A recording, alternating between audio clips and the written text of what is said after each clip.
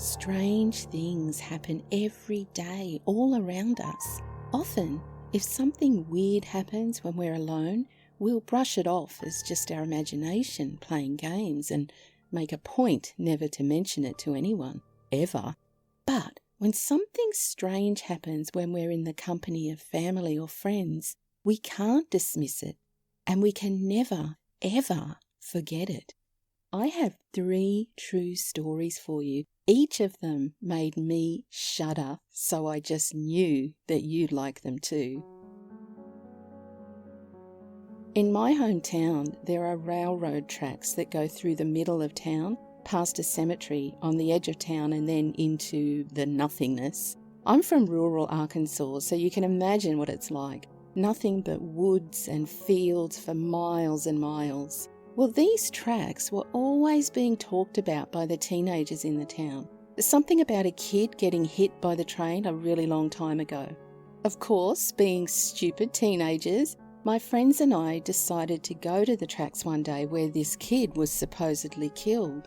So we're doing typical teenager things by the tracks, like walking along them and putting rocks on them, when out comes a stray cat from the woods.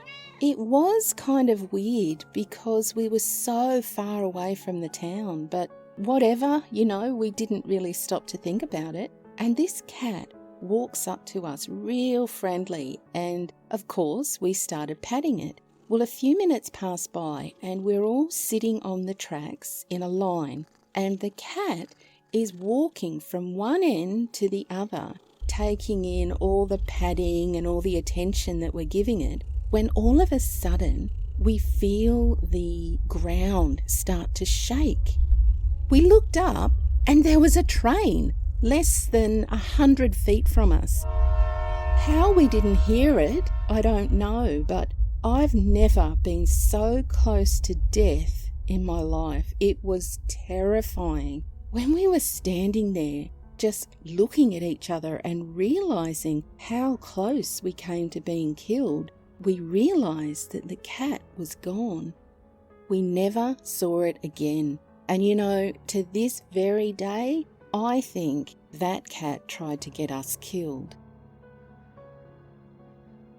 What do you think that cat was? Was it just innocently wandering the woods and happened upon a group of boys who showered it with attention? Or was it something more sinister? A demon? A malignant spirit or fae? Let me know what you think in the comments. Now, this next one makes my stomach turn. I tell you what, I would need some serious professional help if this had happened to me. When I was in high school, I had a really good friend who lived next door to this house that was always up for sale. People would move out of this house in the middle of the night without a word. And it hadn't had the same owner for more than 6 months straight over a period of years. Well, there was this one night where we were really bored, and he suggested that we go explore the house next door since it had sat empty for a while. So we go around the back, and there's a doggy door there that he can crawl through, and he goes through and he unlocks the door, and that's how we got in. The house itself is unremarkable, really. It looked like it was built in maybe the 50s and was a craftsman-style house in an older, nicer part of town. My friend's house was similarly built, actually. Well, the kitchen had a really nice built-in breakfast table set against a picture window. The house's electricity was off, but you could see the street light coming through that window. So my friend and I, we sit down on the floor just across from this table, and we're just hanging out and talking. Why we did this? Who knows? We were teenagers, I guess. But all of a sudden, my friend screams, and in that exact instant, my vision goes black. But it wasn't that I couldn't just see. My whole body was engulfed in this sickly coldness from my head to my toes.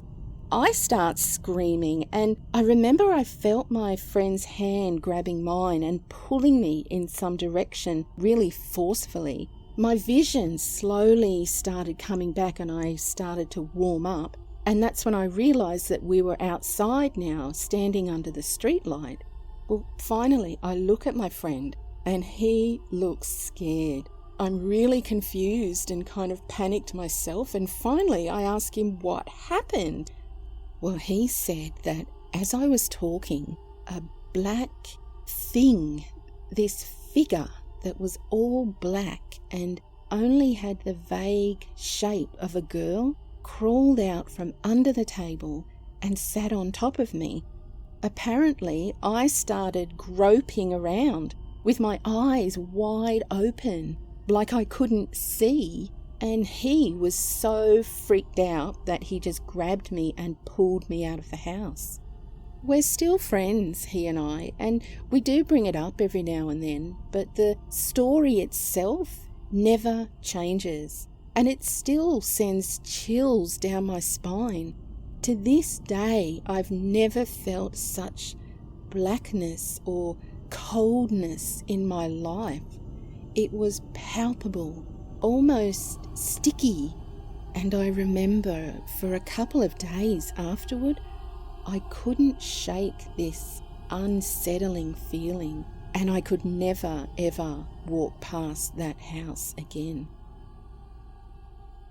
I think we know why there was always a for sale sign in front of that house. Imagine buying it, thinking it's your dream house, then waking up to that in the middle of the night. If you enjoy my videos, please consider joining my YouTube channel. Members of my channel get sweet treats and exclusive content. Check out the join button for more info.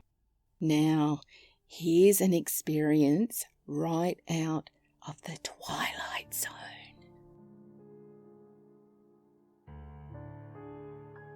I was driving across country with my mum and sister. I was 16 at the time and my sister was 20.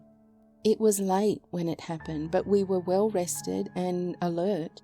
We were driving along an interstate and needed gas and a bathroom break, so we stopped at the only rest stop in 200 miles. There was a van full of teenagers on a road trip at the gas station too, as well as a small grey car which was parked at the pump in front of us, and there were 2 young men standing still just outside of it.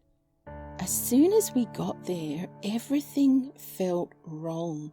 We'd been on the road for days and seen many rest stops at night, and we'd never felt afraid until then. My mum and sister went inside and I stayed in the car. I could hear the teenagers saying that they were creeped out and they couldn't get the pump to work, and then they just left in a hurry. So I'm just sitting there watching the car that was in front of us, and I noticed that the 2 men that were there hadn't moved at all. And I mean not an inch. They weren't talking, they weren't on phones, they were just standing there, still as stone. Then my mum and my sister came running back out to the car, and when they got in, the 2 men slowly turned to look at us, but not moving or pivoting the rest of their bodies. And I swear to God, we all saw the same thing. They had eyes dark as pitch and empty, truly empty, not black, not reflecting any light at all, just a void. We sped out of there and didn't stop until we were in the next city. The worst thing about this entire experience was that we couldn't find the place on any map. We knew exactly which spot on the interstate to look, and we couldn't find it on Google Maps or any paper map that we had. We even went back and asked locals about the creepy gas station out on that stretch of the road, and all we got was confused looks and shrugged shoulders. Well, I can tell you that we've travelled on that interstate since, and there is no rest stop there. Imagine being on your own in that situation. Oh, it's a strange world, or worlds, we're living in. Remember, keep your eyes and ears open and be kind. Cheerio.